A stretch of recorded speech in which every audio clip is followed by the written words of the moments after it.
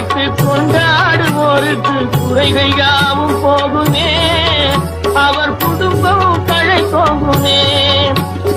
சமர வேலாயுதம் பக்க துணை கொண்டால் சகல பயம் நீங்குமே. ஐயன் முருகனை கூப்பிட்டு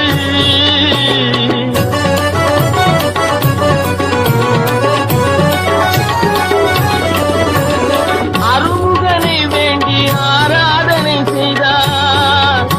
முருகா முருகா